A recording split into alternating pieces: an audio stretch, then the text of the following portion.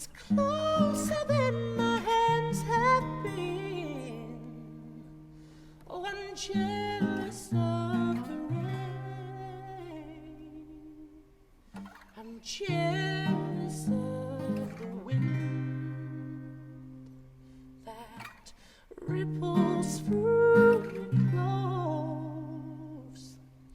It's closer than your shadow. So I'm here with Tom, and you're performing in just a couple of hours. Are you nervous? I'm terrified. I've done it many, many times now, but I still get that same terrified feeling every time, you know, because I'm a perfectionist. I don't want to disappoint people, so fingers crossed it goes well.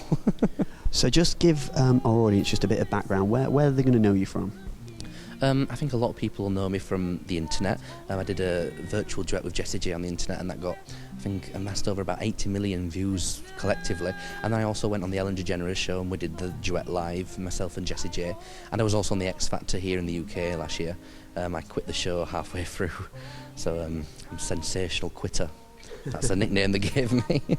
But yeah, I think most people know me from either the X Factor or the internet duet. Great. And so you're where did you first develop a love for music? When did you think, you know what, this is what I want to do? I think I definitely started loving singing and music in the school choir when I was about maybe 7 or 8. It was never a very popular thing to do for boys. It was always a lot of people frowned upon. You know, even the girls thought it was weird that guys were in the choir. But I remember for most of the time I was the only guy in the choir. But that was where it started for me, you know. And I was always trying to sing as high as the girls or even higher. Got quite competitive, and I think that's still today why I sing quite high. But yeah, definitely school choir. It's quite nostalgic looking back on those days, because when my first love for music developed. But yeah, happy memories mostly. And you're a Leeds lad, it was a Leeds choir? Absolutely, Leeds through and through, you know. I performed in the church choir, I performed at the school choir. I went to Brownhill Primary School, which is just off of Lupton Avenue, and I went to Boston Spa High School. Yeah, so yeah, I've always been singing in the choir, regardless of how unpopular it is. My next cover is Love Yourself by the one and only Mr. Justin Bieber.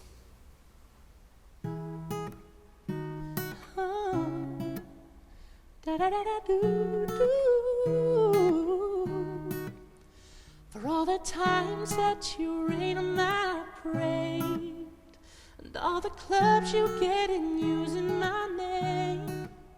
You think you broke. Do you want to talk about this? This is the charity gig. Do you want to talk about the charity a little bit? Yes, the gig tonight will be for St Gemma's Hospice, which is a hospice in Moortown, and it looks after people who are in the terminal phases of their illness. I think it's mostly cancer, so it's people who are in the end of their battle. So the last 3-4 weeks, they're the ones that give the intensive care at the last few weeks. And you know, my grandma actually works for St Gemma's, and she still does. But last year in September, my other grandma died there after battling cancer for 3 years. So it was nice because my grandma, who works there, was looking after my other grandma, who died there. So, and it just felt like the right thing to do, to give all the money that we raised tonight to them. You know, just something personal and special to me, I think. But it's a beautiful charity. They work so tirelessly, and they work really hard, and I think they deserve whatever we can help them with. Fingers crossed. But this is a beautiful building here. This is a Holy Trinity Church. It's on Ball Lane in Leeds. It's kind of tucked away a little bit. Like, people don't notice it. See, I think because we all go on with our busy lives in Leeds City Centre, we're all walking to do our shopping, so we forget that it's here. This huge, beautiful building. When some of the artwork is gorgeous, absolutely gorgeous. But we forget to come and appreciate it a little bit. So I'd like to think that we're putting a bit of a spotlight on it tonight. But the acoustics will sound beautiful tonight. Fingers crossed. Just before we close up, you've got a single coming out pretty soon. Do you want to talk a little bit about that? Yeah, the debut single's called Half of Me. It's a beautiful ballad written by Goran Kay and Alan Kay. The song is absolutely stunning. The lyrics are so emotional and impeccable. It'll be out end of March, early April, but it'll be on pre-sale in a couple of weeks. But I think it's what people are going to expect from me. It's a gorgeous, gorgeous song, and fingers crossed to buy it. Let's see. And when you're recording a song like your debut single, and you know that it matters, and you know people are looking forward to it, how do you pick what it's going to be? How do you decide, right, this is the one we're going to go with?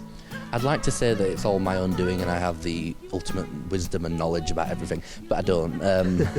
I try to listen to other people as much as possible, try to take their input. I'm not so smug that I can't listen to other people and take positive criticism or constructive criticism. If people want to say something negative, I don't mind them saying it as long as it's in the right way at the right time. I'm all ears. I like to listen to criticism.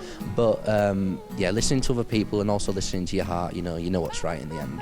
If it feels right, do it. And that's the way it should be. Ooh,